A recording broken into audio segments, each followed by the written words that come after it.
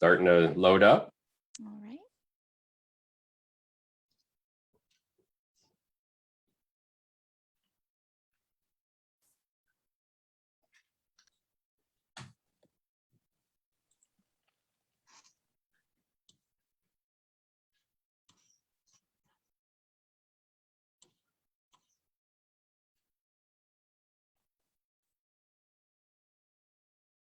Is there anything else I have to do? It says it's loaded. You're good to go. We're just going to let people get settled in, and we are live.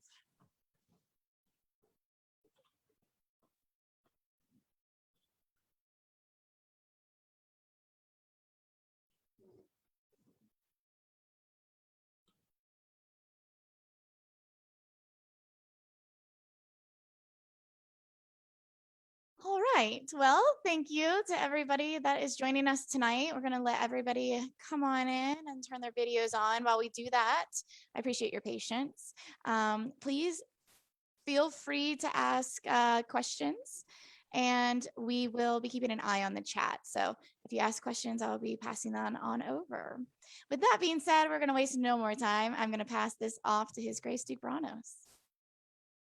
Well, I'd like to say hi to everybody first. We had a great discussion for the last half hour. Unfortunately, it was about technology instead of the Coach's Corner itself. Meanwhile, so tonight we have essentially how to be a good student, which we covered a lot of that in the last year plus. But even more important sometimes is how to be a good partner. And that as a partner, that could also mean that you're their coach or you're their trainer. And I think this is a really important conversation. So we'll probably extend it a little bit to try to make up for that half hour we missed because we have a lot of content here. So I want to make sure that we get through it. I apologize if it runs over into something else that you're doing, but you're always can come back to the Coach's Corner and pick up the feed or YouTube and pick up the feed there and watch where you left off. But you know, I would like to thank those who were patient enough to kind of come in and hang out this long and be patient with us. So the first thing we're going to do is we're going to cover the how to be a good student. This is something, a good part today is that, you know, we have Eli, who's a university instructor, and Octa and Viscount Spess, who are both great trainers, and Tristan, who was a great SCA trainer and now is a, you know, martial arts trainer, runs a studio and everything else. And I've touched on training here and there in the past 30 plus years. So I'm hoping to be able to give a little bit of input, even though these guys will probably make me look stupid. So meanwhile, I have, because we did a little bit of moving around, Octa, did you pull up your list or I got it. Okay, thank you. So why don't you go ahead and I'm going to pull up, I'll post other stuff as we go. Okay. Hey, everybody. I just wanted to cover, since we've done so much on training and being a trainee, I had some bullet points just to sort of cover this evening. So when you're going to go to a practice, you're going to go work with somebody, go prepared. Make sure your gear's ready to go so you don't have any of those limitations. Make sure if you've been working with somebody that you take your homework home and you practice it all week so you have some good questions when you get back to working with somebody else in person. And then, you know, as you're training, make sure you're present and you're getting good observations about how the training is moving along. Often your coach or your trainer will steer things towards where they might see a weakness or a deficiency that they can help you fix. So pay attention to those and ask questions to make sure that then when you go away for the next week before you come back, you have some good points to cover on your own, and that you understand perhaps some of the drills or some of the mechanics that they've shown you. When you show up to train, again, there's that great phrase, empty your cup. Try and get rid of any of the preconceived notions about what you're there to do as far as, hey, I know how to do this. Kind of get rid of those I knows in your head and just have that knowledge that you're trying to build a base on. So there's nothing else getting in the way of your growth. Approach that session with a beginner's mind. You know, always look for something new to learn, even if you're not the rank beginner, or is this your first time at the rodeo? Keeping an open mind is essential to being able to discover new things. You might be training some footwork and all of a sudden something dings in for another aspect of your fighting game that didn't click before because you weren't doing something else correctly. Let your training partners know how you learn best. Communicate. That's like, I think, key over our last 6 months of coaches corners is you can't communicate enough, and letting folks know what you need to be a good trainee is important. So communicate that, and be willing to go there to train and to take direction. Allowing somebody to help you is not a weakness. It's go there with that mindset of really getting as much out of it as you can. Again, don't be quick for the I knows and the yabbits. That to me personally can turn a lot of trainers off. Makes it hard for them to want to commit when their trainee is constantly showing that they or assuming that they know more about a certain subject. If you are able to define what you'd like to work on, so if you've done your homework and you found that a certain application is tough, or there's a void maybe in getting from A to C, tell them what you'd like to work on. Ask for a specific set of training methodologies. And when you ask all these questions and you're doing all this training, take notes however you like to take notes, whether that's writing it down on a piece of paper, dictating it to something on your phone, having that great memory, which I don't have to remember all that stuff, and really take that home after you've put all the sweat and the time in, and do yourself a favor and go back over it.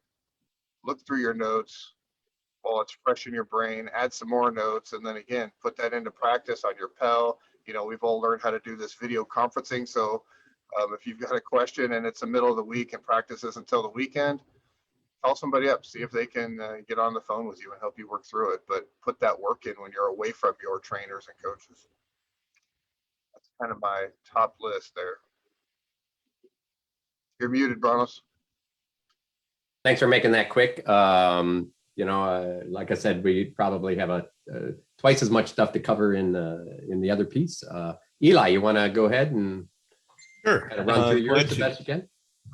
So I've got a few things, and I'll go through them fairly quickly. And these are a combination of things that from my classroom teaching experience, what I find that good students do and what I've done as a student, and also what I have gotten studying in a dojo. And so there's a number of things. The first thing for being a good student is find a good teacher. And by good, that means someone you're a good fit with. And I know all of us have seen people and said, you as a student will be a better fit with this person as a trainer, as a teacher, as a coach. Or I can do this, I can help you with certain things. Or you can learn from a bunch of different people. But there's some people who are, as we've talked about for the past year plus, good at fighting, but not good at teaching. So find a good teacher.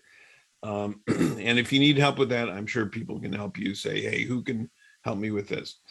The next thing is patience. This is not something, fighting or anything that is complicated and challenging and is knowledge built on knowledge, is not learned in a day. Be patient with yourself, be patient with the process. That doesn't mean be lackadaisical about it. It means be where you are when you are, be present, and understand that you have to learn things to be able to learn other things. And this is something I see as a problem with students in a classroom, is that they'll take a course and then when the course is over, forget about it, and then go on to a next course that actually relies on previous knowledge, and they've set aside everything they did. They only have learned it for the moment. So be patient And that requires perseverance, which is the next thing. Stick to it. Show up, be persistent, show up regularly. As Octa said, take notes. Right after practice, take notes. If you have an opportunity during the practice, take notes. Write down them, review them. If you have questions about them, that gives you something to ask, gives you a framework, and stick with it.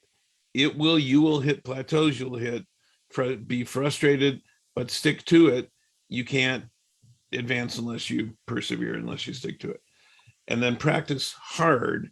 And that doesn't necessarily mean full out, all your energy and burn out very quickly. It means focus on what you're doing while you're doing it. I see students in the classroom who are on their phone, who are eating things, they aren't paying attention to what they're doing. Focus. Practicing hard means your mind is practicing as well as your body. It also means you don't spar for 5 minutes or 2 minutes and then sit and chat for half an hour. It means be there and practice and repeat and do it intently and pay attention to it. Forget about everything else outside of practice while you're at practice. And then practice the way you want to perform. So I've seen any number of people at practice who are just screwing around, and having fun, and fun is great. But if you want to advance in the art, practice what you want to do the way you want to do it. And that means your form is as perfect as you can do it. And that can mean slow work, and it can mean drills, and it can mean, it's how this is the universal gesture for, we're talking about fighting, right? Practice slowly, but with absolute focus and concentration, and the way you want to perform, so that you repeat it frequently enough, it becomes the way you do it. And the same goes for doing it wrong. And I've seen any number of students in fighting or students in the classroom who have been doing something in a way that is a dead end or incorrect for what they're doing and limiting. And it requires then much more effort to unlearn that and learn a better way of doing it or a different way of doing it. So practice the way you want to perform, and then have a passion for it. Enjoy. Don't forget in this, while you're doing it, that the reason you're doing it, and it should be because you enjoy it. And that doesn't mean you enjoy it every part of it. It's difficult, and it should be difficult, but if you embrace that and learn to enjoy the difficulty, you can maintain the passion you felt for this. And then I always I tell students in the classroom, I don't call it meditation, but my Sifu says that meditation is the foundation of all true martial arts, because you're stilling and thus controlling the mind. And at the very highest level of SCA fighting, it is very much about controlling your mind so you can execute perfectly. And I find that when I've told students in the classroom to think about sitting quietly for a minute, no radio, no phone, no music, nothing, then 5 minutes, then 20 minutes. And it freaks them out. They can't imagine doing that. Well, if you're going to be able to practice hard and practice the way you want to perform and really maintain that intensity of focus, that clarity of focus to the shutting out every other distraction, not being distracted, being fully present on the field while you're doing it. You're trying to achieve that Mushin notion we've talked about in other episodes, that mind that's no mind. Well, you can't do that if your mind is full of other things. So that's a useful thing, but that's not for everybody. But those are some things about being a good student. And again, I recommend taking notes. I have them right here, little books that I have notes in. I've got the bunches of these, I buy bunches of these, and I take notes and I make little drawings about techniques and stuff, and in here about what I'm doing, and I still do that. And I still do that and when in whatever I'm doing, taking notes on things, taking notes on what I'm working on, taking notes on all sorts of things. I always carry with me a little notebook and a pen, because Octa was talking about his memory. There's an old saying, the faintest ink is better than the best memory. That's a good one. If you've ever had a great idea and forgotten it, you know how bad that feels. But write it down, write it down, write it down.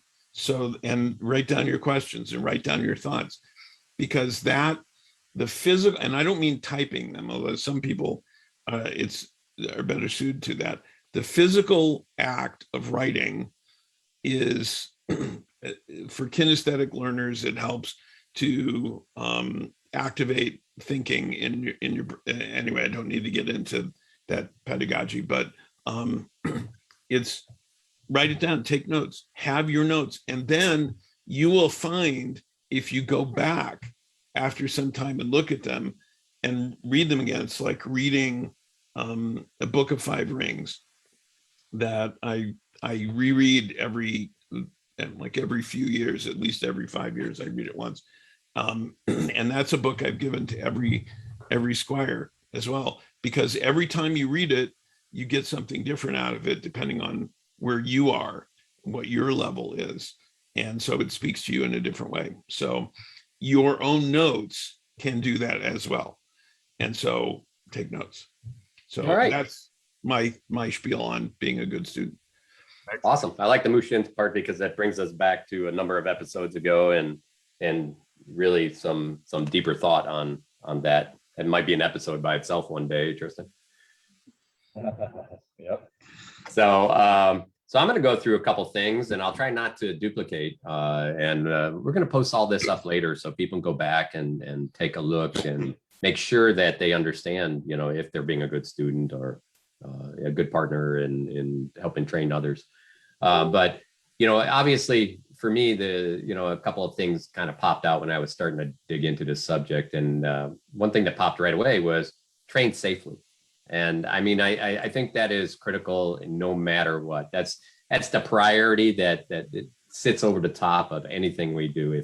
Remember that if something happens, if you're not training safely, and safely means we're hitting with people with weapons, right? So, I mean, as safe as you can. In other words, if you get hurt, you don't get to train. So, take that into thought, because that consistency of training is really important. Come in with no ego. I tell you, you come with an ego, it takes twice as much to break that ego out of you. Because you don't have that empty cup that Octa is talking about. So that ego part is a big one for both, a good trainee and a good partner. Even more so for a partner, you got to really drop that ego, because it's not about you, it's about them. Share your knowledge. This was great when I read it. We came out of, some groups came out of this philosophy of, hey, I learned something really cool. It's, nobody else knows it. I'm not going to show anybody but my squires, and then they'll know it and we'll all be great. And it's like, that's not the idea of a community of martial artists. The only way you can be better is to make others better, everyone else better around you, and they will push you up higher as well. Stay focused. You know what? Eli covered that one. Be dedicated. He covered that as well. Be there. Octa talked about that as well. Here's a big one that I think a lot of people forget. And it's not that they forget it, they just forget to say it or show it. And that is be respectful. You got to respect your trainer's time, your partner's time. Octa put it in, be ready, be prepared, have your armor ready to go, be there on time. Those are, showing respect to the people that are trying to help you really do something maybe you're not so good at and that you want to be better at. So that being respectful goes a really, really long way to finding somebody that really wants to help you. Be goal oriented.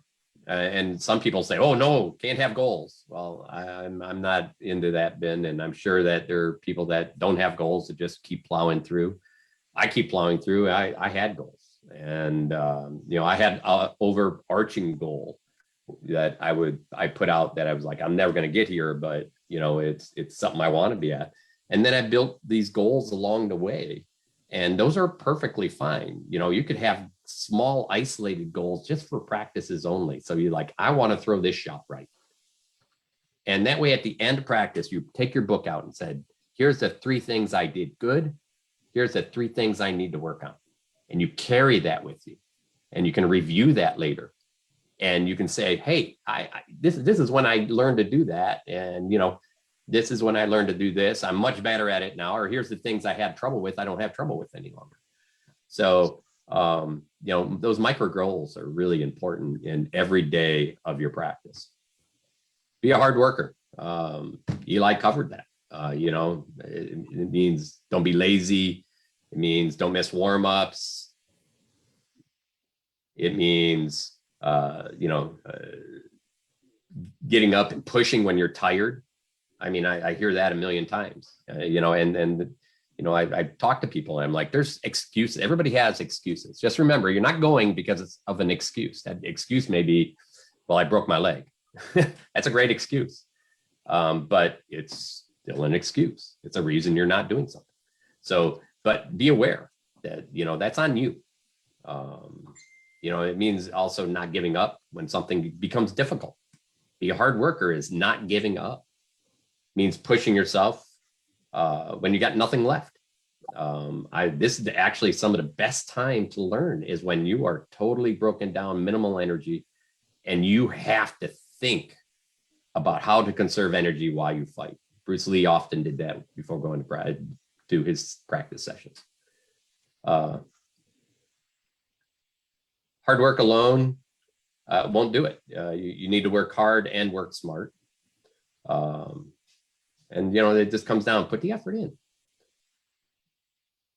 Be motivational. And that's an interesting one because as a student, you're like, why do I have to be motivational? Well, you remember you're motivational to your teacher. So if you're not paying attention and you're not really taking stuff in, if you're not being respectful, then your teacher isn't going to be very motivated to teach you.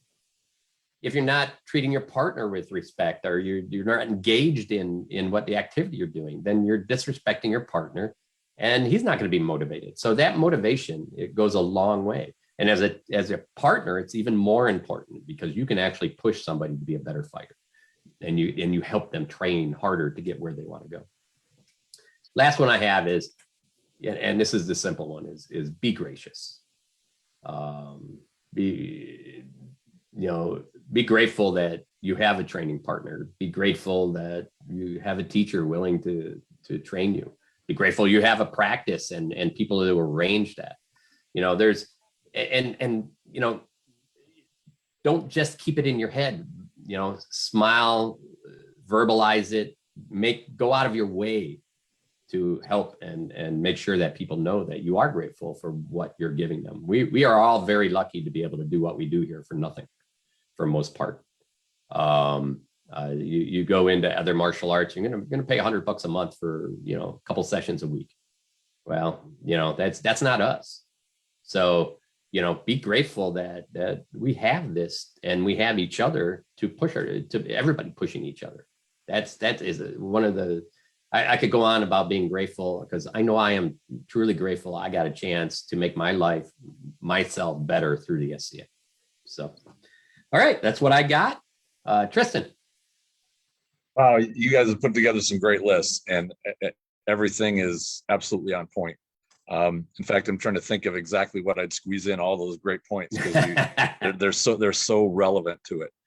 And there's something I heard years ago, and I didn't fully understand it until I started actually teaching in earnest and coaching people. And it was from a trainer, and I can't remember who it was, but he said, as a student, be a pleasure to train. Be a student that a coach can work with easily and they enjoy helping you. And this may seem like kind of an esoteric point, but a good student is malleable and takes to the advice and to new things that a coach or a teacher offers. They don't resist by saying the what ifs and what about this, like Octa outlined. At least try something new, be ready to be flexible, but don't be so flexible that you have no mental cohesion.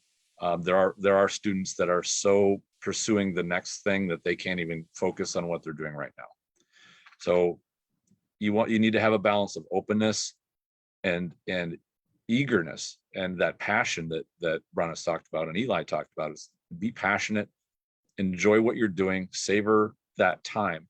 Because I'll assure you that after you spend some time working with a mentor, and I'm not talking even just like 5 minutes, but you work with somebody for a period of time, they help you, you will look back and treasure those moments, the time that they spend with you and what it does to you. And, we've been doing Coach's Corner here over a year. Maybe some of you have gotten to start to work with people and start to help them. You'll understand more of this from looking at it from the coach's side. You will have students that are difficult, that want to argue with you, that they only listen to pick apart points. They aren't really open. And then you're going to find that dream student, the one that just eats everything up that you offer them. And they're going to be a pleasure to work with. Once you experience that and you take and turn that around and be that student to another teacher, that you're going to take learning to a whole new level. It's just sublime, really. And it always pays to keep that. Yeah. And you're right that the beginner's mind, all these concepts about, and the itemized lists that have been put forward so far, those articulate all of this really well to get into the weeds. But be that dream student, the one who's ready to absorb. And every coach, I tell you, will rave about that student that they just say, I can't give them enough. They keep coming back for more, and I give it to them. They absorb it. They start to integrate it into their movement. They pick this stuff up quick, and I just keep feeding them. And I'll just end with this concept of the rice bowl. The student comes to you with an empty bowl. You fill it with rice, and you give it to them. They eat it, and hand it back to you, and you keep filling it. Be the student that just keeps eating that rice. Just eat it up. Eat it up, eat it up, eat it up. And the things that you learn, some of the things you might later reject, or you might move on and learn some better things, but don't just sit there and stare at the bowl and not eat. Like that's just going to be, you're going to be wasting your time and the coach's time. So just wanted to put that perspective out there. But yeah, I think everything that's been listed has been great. And go back and listen to those lists after you've heard the show once and write them down, because you probably haven't been writing them down, but go back and write them down. Nope, you're muted, Brannos. Yeah, I'll post up some of the detail on these. I've been posting them in the comments, just kind of a highlight of those pieces. I'll have more detail when you post the YouTube, and we'll put it in the YouTube link as well. Bess. Yay. One of our newest coaches. Welcome. Happy to be here. So everybody's giving you some really super advice, and I echo what they say, but I'd also like to add a couple other things to them. You've gone to practice, you've gotten to know people, and you said to yourself, hey, this person would be a great trainer for me. So have faith in yourself that you've picked somebody who would work with you. Have faith in the trainer that you've picked, that they can give you the information that you want. They may start off teaching you something, and you're like, well, this is stupid. I already know this.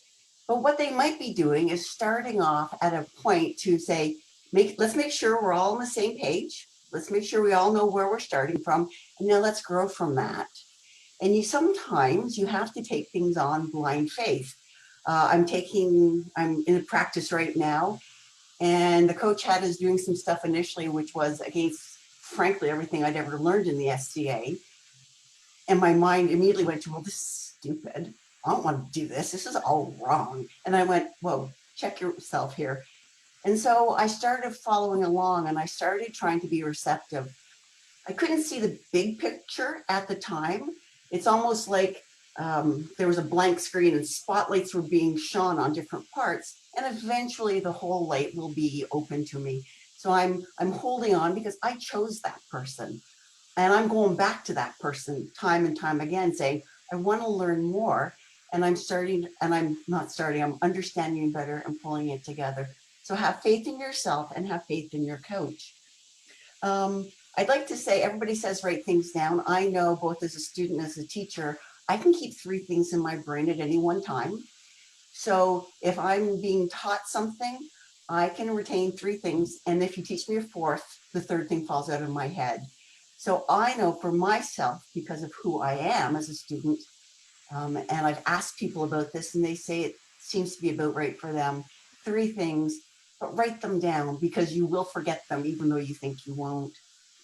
I would suggest too that your coach or your trainer is at practice.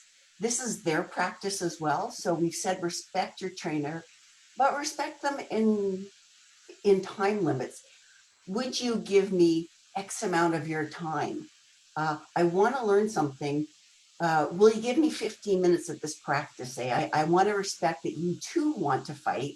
In my group up here, we can fight once a week, and we've only got a few hours in our gym. So time is valuable to all of us. So if you can sort of put parameters around what you'd like. One of the things I know that as a student, I want to be able to give my coach identifiable tasks. I don't want to say, I want to be a better fighter, because frankly, we all want to be better. So what does better mean to you? Well, better might mean I want to learn how to block my legs, or I want to throw leg shots, or do a thrust. Can you help me with something specific? Otherwise, I may end up teaching you something that really you have absolutely no interest in whatsoever. And it would be a waste of your time, and frankly, a waste of my time. And time is of the essence in this. So I will leave you with one thing that I saw in my gym, which has been the single most motivating thing of my entire life. And that is, I really regret that workout, said no one ever. Even if it's a lousy practice, you're there at practice. Even if, you're there and you do 15 minutes and you think, well, that was a waste of time. Imagine how you would feel if you didn't go and you'd be like, I haven't been to practice for 2 weeks. 15 minutes, 10 minutes is better than no minutes at all. So take yourself to practice, devote yourself to practice. Well said. And that was really, thank you for following up with all that. I'm going to get your notes later so we can post that stuff. So even if it's just kind of high level topics of those, I think everybody, there's a lot of substance going on here, and I want to make sure everybody has a chance to review it again. That whole 3 things in your head piece. So,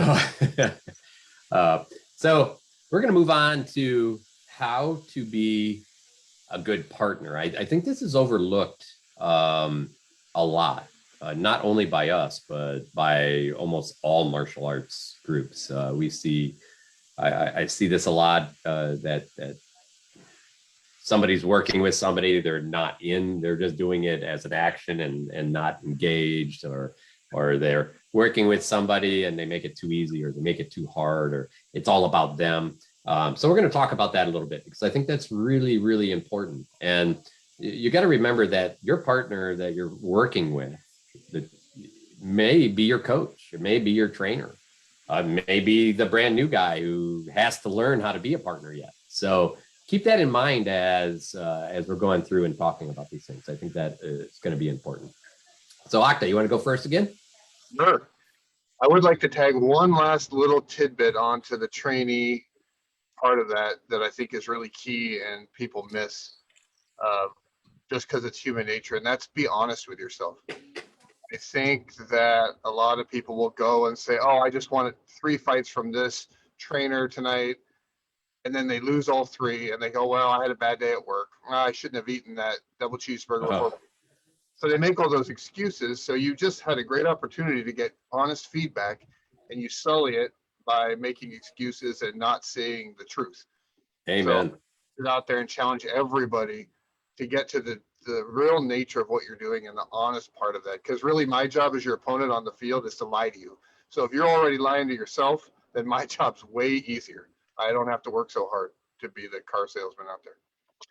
All right, that's my soapbox. Back to being a good partner. I think the first thing is anybody can be a training partner. You don't have to be a veteran fighter or a mid-level fighter. You could be brand new, first time in gear. Heck, you don't even have to be in gear to be a good partner for somebody, depending on the drills that they're doing. I think that if you are not the trainer being the partner, that having a good trainer or having a trainee that is really good at saying, okay, I want to really work on this one thing, and really defining what that partner role is. And I have a little bit more of that here later. Remove ego as the partner and be present. Don't be looking at your watch and waiting for you to be done helping this person. Really watch what they're doing. Depending on the drill, a partner can learn an awful lot from being very present. If you're doing drills where your trainee is targeting areas that are open, well, great. You can set up in your defense or whatever your defined role is, and they throw a shot where they see an opening. Well, you just learned something while you're being a really good partner. So be present in that. It can be beneficial to both parties.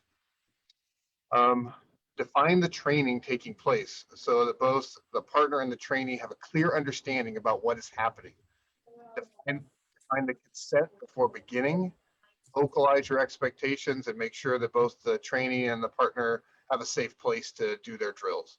So as a partner, it's not your job to be a punching bag. It's not your job to overload your trainee. It's your job to execute a certain drill or a certain system at any one time. Be a good listener / observer, but don't over input to your trainee. I think a lot of people want to give instant feedback as opposed to just letting the trainee work through their things, let them experience their own mental game and how they're adjusting things. And to the point of having a good coach nearby, if I have a squire and I've picked out one of my knight friends because I want to work on a certain set of things and I want them to be the partner, we define the drill, and then I just communicate with the partner. Like the trainee knows what they're supposed to do. I can go to the partner now and say, okay, we're working on just a basic flat snap. I want you to leave this kind of a gap. And we're not going to move. And then the partner does their drill. And then as the trainee starts to evolve, I can evolve the partner. And so instead of correcting the trainee, as long as there's no detrimental technique, I can constantly tweak the partner to make things a little tighter, a little harder. Maybe we add some movement mechanics in. So by giving direction to the partner, the trainee has to not just know what's going on, but sort of adapt and adjust. And they're slowly taken through to a more higher level of the technique that they're working on. So I think coaching the partner and being receptive as that partner is really, really important. And through the partner, again, to piggyback on that, as a partner to a trainee, create a puzzle for them. If you're working on a certain system of mechanics or techniques, just giving somebody the answer and then telling them to practice that is not always as beneficial as being a good partner and being able to lead them through, being their dungeon master. You're just there to kind of roll the dice and keep things moving smooth, allow them to explore that and find how to beat the puzzle.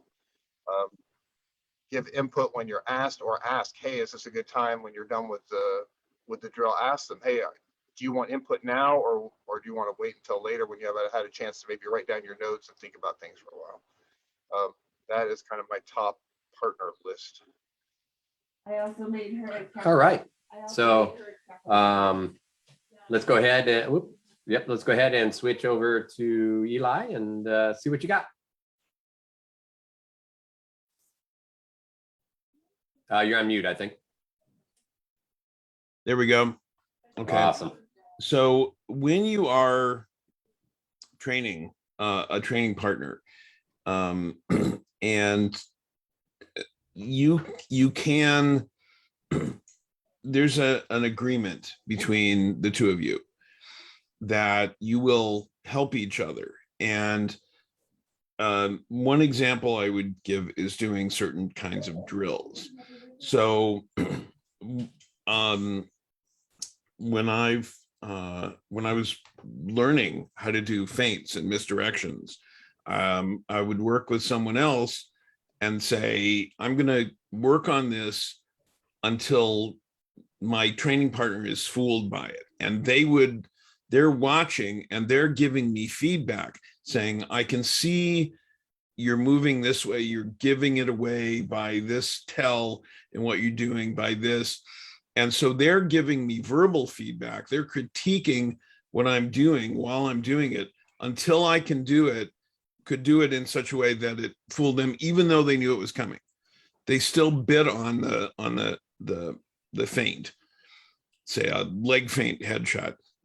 I'm doing it again. They still bid on that. And then we reverse it and then they would do it. And so the instructor may show people, here's the technique, here's how to do it. But then training partners can pair up and each work on it and alternate and help each other and then repeat and then go back and forth. Another thing I used to do when I was learning how to use a shield, my training partner and I, we do with several different training partners, say, okay, start slowly and tell me where you're going, leg shot. And I would block it and learn it. And they'd give me feedback, say, you're over rotating it. You're still leaving a bit of the leg uncovered. You need to move it a little differently. And I'd do it until it was correct and feel it. And they'd give me the feedback that you can't get from just a Pell. And then do that until I could get that correctly and then move to blocking other areas and repeat, and then do it slowly at first, give me feedback and then speed up. And so, and then we'd reverse, we'd switch and I'd do it and they'd practice blocking. And those are just a couple of examples of how you can do partner drills. And in a way that, we talked about Pell work, we talked about getting instruction from someone, but then taking a drill for a specific skill and working with a training partner until you can do it consistently and repeatedly. Again, remembering to be patient, remembering to persevere with it and doing it and until you can get smooth and then eventually smooth and fast and smooth, fast and hard. That's a way that training partners can work together. And I recommend that. It's often we don't see that. There are plenty of practices, and we've talked about a lot, where people just go out there and spar. And then that's the slow way to learn. There's instruction, there can be Pell work. I think this partner training is a way for people to bring each other up in their skill level, and working that with drills is really effective, because you can get somebody who's also trying to learn the same thing while they're being your training partner. They're also learning to see what you're doing and what someone is doing, and that's a skill in itself as well. So that's what I have to add to that. All right. So I got kind of a whole list, but I'm going to try to make it as fast as possible. And I'm sure other people are going to kind of cover some of the things, and they already covered some of them, but I'm just going to go through the list, kind of like I did with the last list. First piece is don't worry about the level of your opponent. And, so as a training partner, it shouldn't matter if, obviously it shouldn't matter if they're below your level, because you have things for sure that you feel confident in that you could help that person with. But when they're above your level, a lot of times we get less confident and we feel like, well, I shouldn't be the one helping them. But what you're helping them is you're helping them learn something that they're trying to get. So anybody can do that as long as you try to be a good partner in doing it. And they're going to help you do that. And while they help you do that, you're going to get an opportunity to learn more than you ever thought. So this is one of those pieces where we sometimes feel uncomfortable in, but it's a great opportunity. So take that opportunity. We talked about no ego before. And this is even more important because as a senior student, sometimes we will start doing some stuff. And as soon as you get hit a couple of times, you feel like, oh, hey, this guy's doing better than what he should be. I got to set him back in his place. That is not the place when we're doing this. You are a partner. Doesn't mean that maybe you make out a harder block for them. That's perfectly fine. But if you're always in a competition role with that person, then that's called sparring. There's a difference.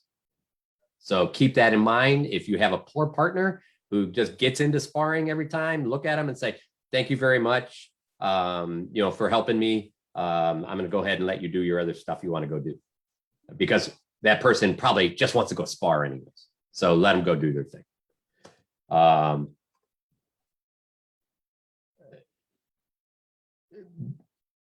And then we kind of covered that, being willing to accommodate for your partner's level. So, and some of that also comes in that bring it down, but be careful how far you bring stuff down. You got to understand their level. And sometimes that takes a little time. And so maybe you start a little low, give them a nice clean shot, and then you build and you're like, tighten it up, just like as Grace said, until they're starting to hit tiny spots. And you can help them through that. And this is that cooperation that a partner is there for. Don't go all out in resisting either. So no, don't go in there and tighten up so much they can't throw a shot that can hit you. This is useless. That is not called training. Don't leave your whole head open unless actually they need that, and then tighten it up. But don't go out and it's like, okay, I'm gonna hold my hand, you're gonna snatch, and you're like, I'm gonna hold my hand, you can't snatch it. And it's like, well, you're not teaching them anything. So you've got to be accommodating without making it so easy for them that they're not actually able to practice what they're trying to learn. So keep that in mind. That's actually my number 5. Don't be a dead fish. So don't overcoach your partner, especially if your partner is at the same level you're at. We get into this a lot in the SCA because they tend to pull that card of, well, I saw something, so I know more than that person for that second. And all of a sudden, your diatribe of stuff is coming out of your mouth that you can't stop, and you're not even helping that opponent, your partner anymore. That partner is working through something. If you have something short to say it.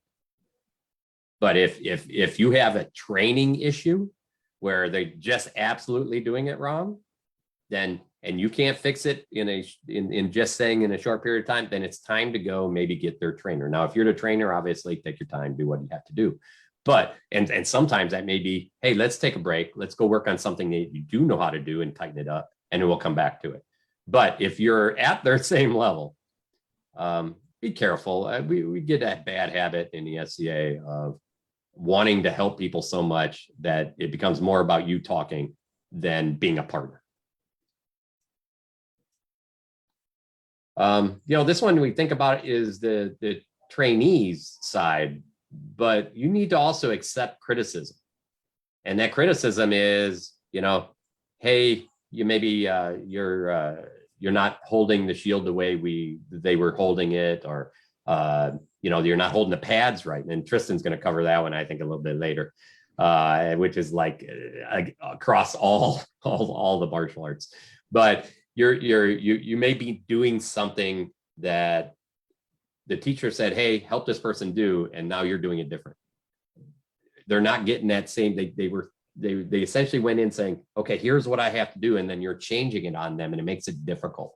Now, as they get better and better at it, doesn't mean that they won't learn how to do it and that they can't change. But, the piece there is that you have to give them the opportunity to understand what the teacher's trying to let them do first. And if you're not sure as a partner, then ask that question. Am I doing it right? It's nothing wrong with that. I mean, even a senior person could say, maybe they're not getting it. Maybe it's my fault, and pull in a teacher and ask. So what else can I do to help them? And now you're getting a chance to learn how to be a better teacher. And I think, again, Tristan could cover this one a lot because it's a role that you want to put each of your senior students into. The more you understand how to teach, the more you understand what you're doing, the better you're going to be as a fighter or as a martial artist. We covered this a lot already, and that is stay focused, dedicated, be a hard worker. But that's also for being a good partner. And if you're just standing there and you're not caring and you're not helping, that's not engaging with that person. That person needs that engagement to actually do things well. Sometimes they need more engagement. You get them a little riled up, and so they can do something a little bit better. That's that part where you need to read and be focused and engaged to see what they need. Again, a really good partner understands and can see that. You can see how important it is to be a good partner, because essentially you're also their trainer for that little bit of time. Doesn't mean you have to be verbally their trainer. It means that you're there to help them. And we just kind of covered that. And that's, again, motivation and motivating that student. And that's what you can do while being their partner as well. Be ready to stop. So if you see that they're just not getting it, or they're getting tired enough, ask them, do you want to take a break? Do you want to maybe call the instructor over or have them help? There's nothing wrong. Or do you just want to stop? Hey, have you had enough? Do you think you had enough? Do you want to stop for a few minutes and come back with a fresh mind and a fresh body and try it again? Nothing wrong with that. You're just trying to be helpful. Be respectful, and be respectful to the teacher who's trying to teach the drill. So don't counter teach a drill. In other words, hey, the teacher said this, but you want to teach them this. Well, that's fine if you're working one-on-one with somebody, but if this is a class scenario, try to stay within what the class is already doing. Because otherwise other people may be looking at you and now they're like, well, what are those guys doing? So you're disturbing other people's learning opportunities. So be careful. So this one's a good one. And this one I pulled off a couple of boards. This one's for, they say it's for the guys out there because these are mostly martial arts boards. I'm going to say it's for the guys, or even females out there that may be stronger or so much better than somebody. And that is, don't treat your partners like they're made of glass. In other words, doesn't matter if you're a man or a woman. If somebody's brand new and you're just constantly treating them like, because maybe they're thin or they're a woman, or they just don't have that physical gift right away.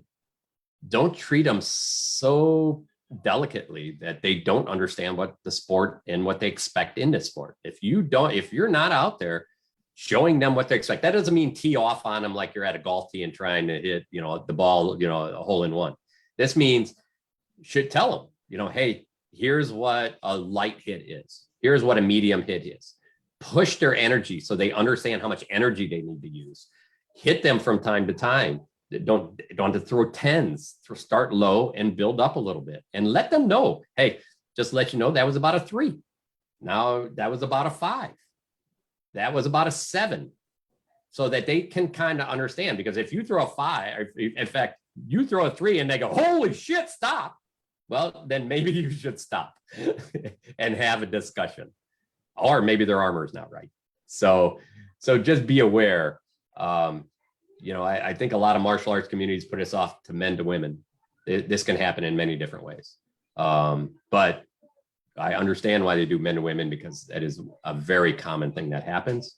And the women are on the field. They understand what's going to happen. You build somebody up. You have to make them feel safe, and you have to help them understand. And then you build so that and in the end, they know what the expectation is. At some point, they may say, not for me. And it may not be her. I've had a lot of guys that say, this isn't for me. But if you throw a 10 at the beginning on somebody that's not expecting it, I don't care if it's a man or woman, you have a great chance of not coming back. This one was interesting. It was right after, in the same article that I read this one. This was mostly around the grappling arts out there, and we don't do that, so this isn't nearly as bad. But I made a little change to it, and that is, don't make the fight awkward. And what we mean by don't make the fight awkward is they're there to train, not look for a date. All right?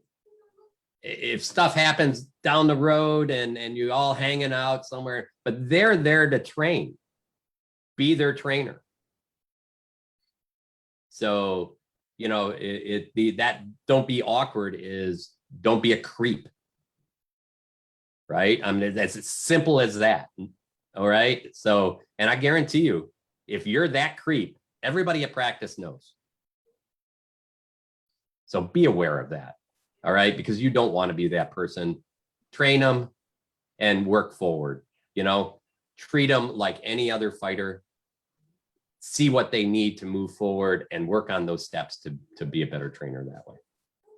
So that, you know, really, I wanted to touch on those subjects because I think they're really important. And I'm gonna push this one just because I know I already covered it. I'm gonna cover it again. You know, it's just be gracious, and we said that for the trainee. I'm gonna say that for the partner. Be gracious that somebody's putting their trust in you. So don't break that trust. You're getting an opportunity to be a better trainer, and you're getting an opportunity for a trainer to see you helping others. You're getting the opportunity for others seeing you helping others. We have a lot of awards that are given out for those kinds of things, but that's not what we're working towards. We're there because we want to be better as well. And if they see you helping somebody, they're going to help you. If they see you sitting on the sideline not helping anyone ever, guess how often you're going to get help? Probably not as often, because that respect level will be lower. So, well, that's me on my soapbox. I'm going to jump off the soapbox for now and throw it over to Tristan so that you can make it a little lighter. Sure. And, you know, even though I now teach in a formal setting where the roles are very distinct, the instructor is the one who teaches, the students are there to learn. You know, you bow in and you get on the mat and you do your class. The SCA environment is much different from that. And it's even more important to understand, and Brannos mentioned this, understand your role. What role are you playing in that moment? Are you the opponent, which you're now just sparring and you're gonna, you know, provide a certain level of opponent? Or are you a training partner? And even within training partner, there's different aspects of that role. But if you're a training partner, you're there to be a certain type of opponent, or you're there to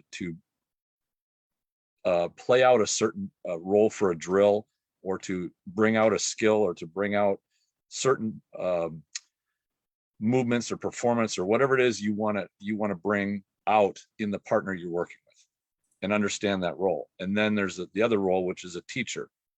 And it's easy to blur those lines and have those roles start to shift back and forth. And that's a disservice to the person you're working with.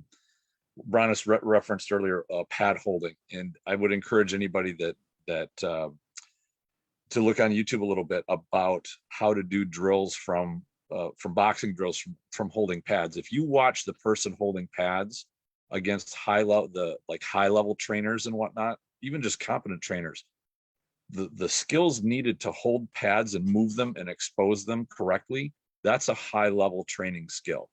It's not just somebody standing there with a couple of mitts on or holding up a pad to get pounded on. They're there to provide certain visual input that the person training needs to see, and it has to happen to bring out the combinations they're working on, to the movements they're trying to flesh out. You're overseeing that. You are like the custodian of that training by holding the pads, exposing them, saying, here's what we're going to do. You provide the structure, and then you give them that structure to learn. If you start tearing the structure up and changing things up, all you're going to cause is confusion, and it's not going to do your partner any good. And it's going to, like Brannos said, it's going to destroy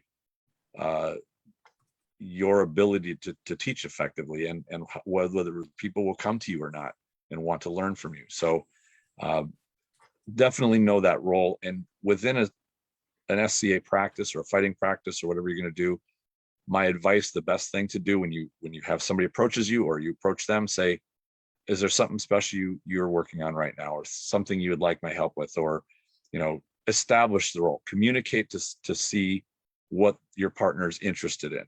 Give them the role that they're interested in. And likewise, if they say, well, I don't know what I should be working on, I'm not working on anything special, I don't know what I would even want, offer a suggestion. How about we work on this, something that might help you? Or here's what I'm working on, maybe you can help me flesh out something I've been trying to improve on within my fighting.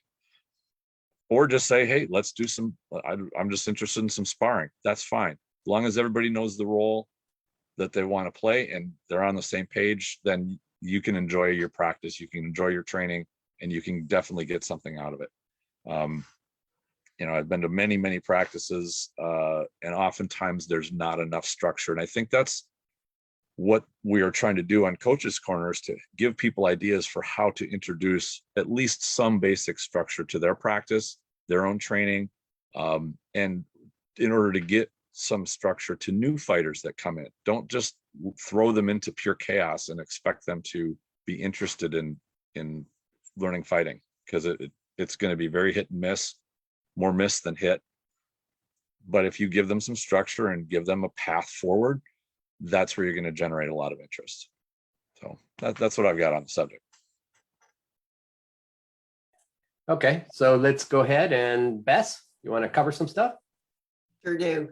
So I do want to take this opportunity, though, to just briefly expand on something Brannos mentioned about don't make practices weird.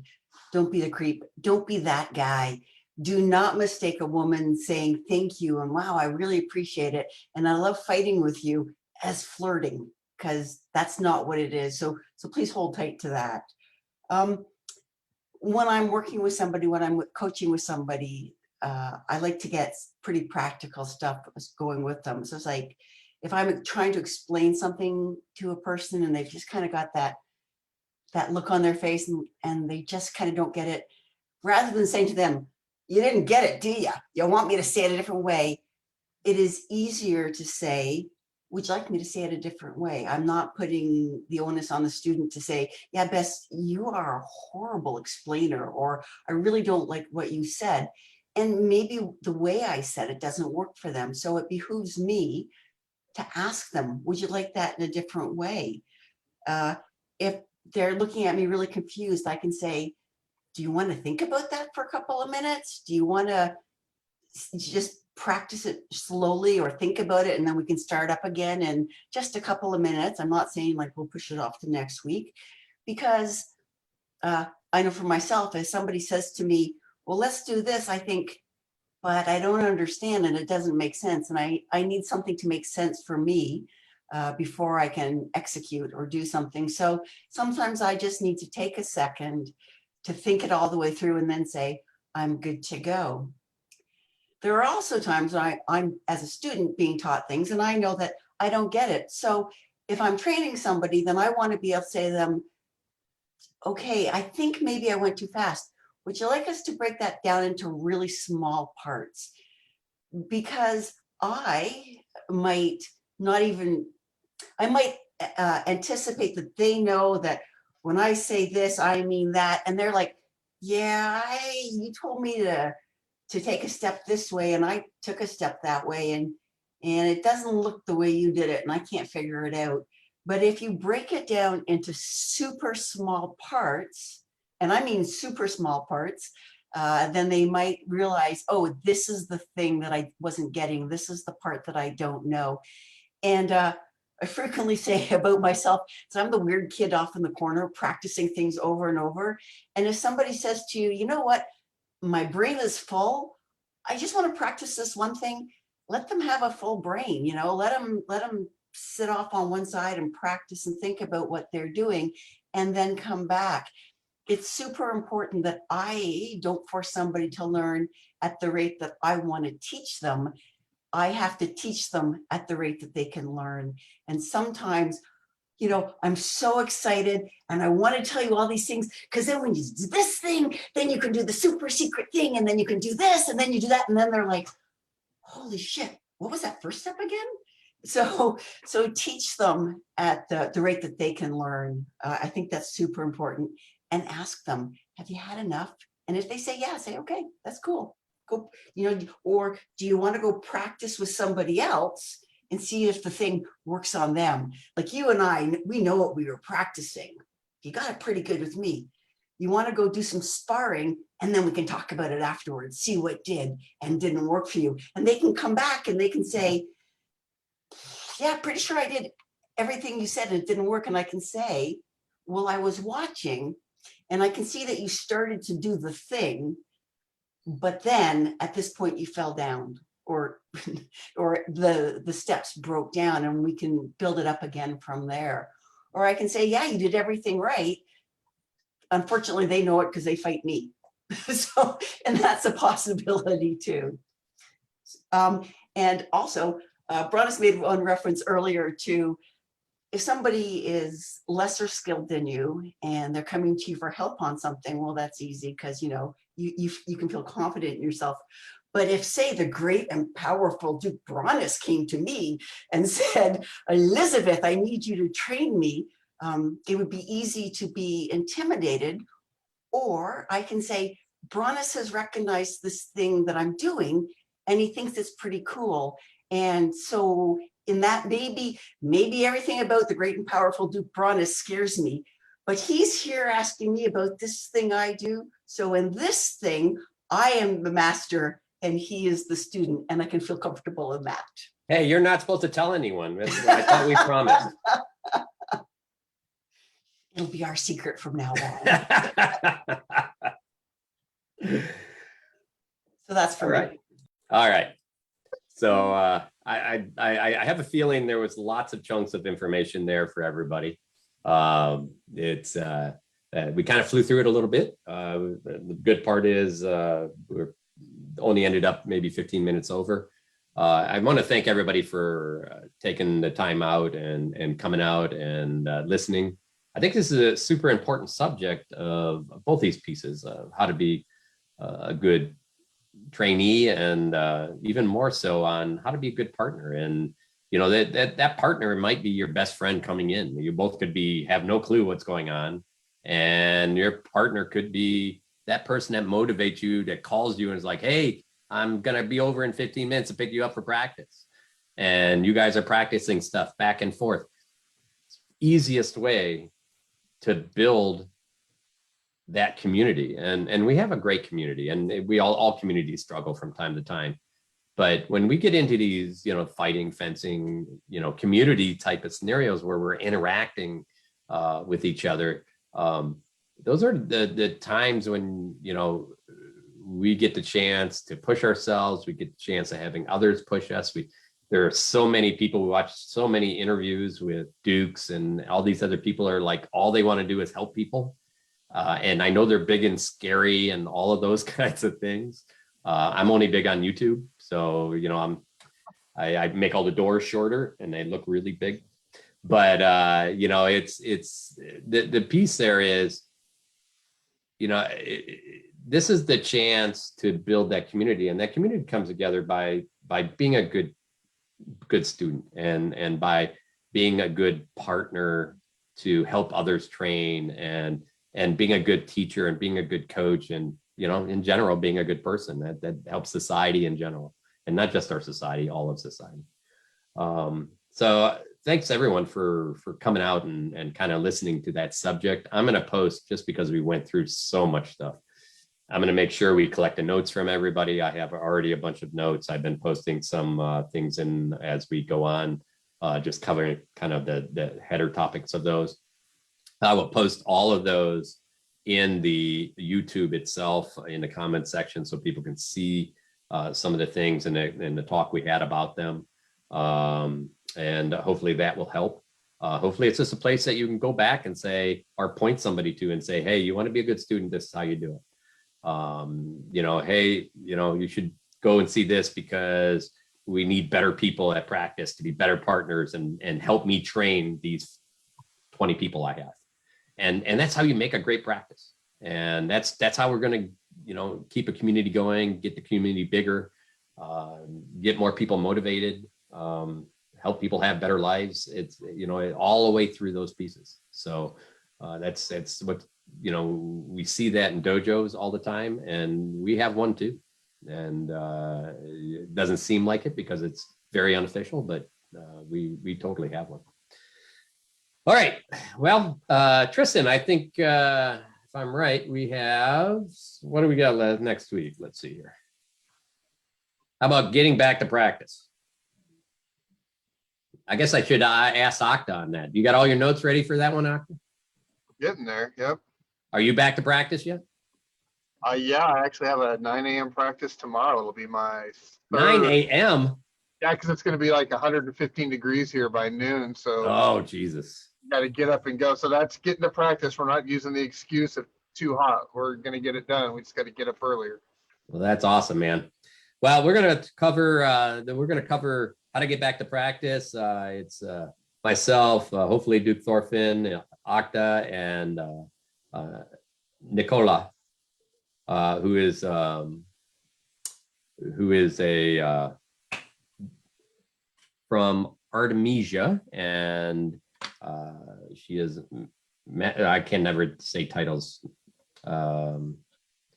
She's a master of defense. So I don't know the title on it, but she's going to come out and talk as well. And we're going to go through restarting our practices and trying, this is, we think that it's easy to restart practices. It goes everything from, we're going to talk a little bit about how to get people back to practice. I mean, at this point, there are a lot of people that just fell off your local practice newsfeed in Facebook. How do we get those people back into that Facebook group?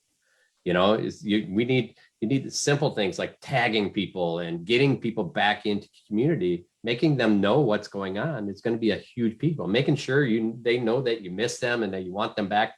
That's a huge thing. So we're going to talk about a lot of that and how we're going to get practices going back again, hopefully better than maybe we left them off. It's going to be a journey, but all we can do is keep trying. So thank you, everybody. I think Fester is going to come on and tell me to shut up in a second here. I can see there she is. Hello.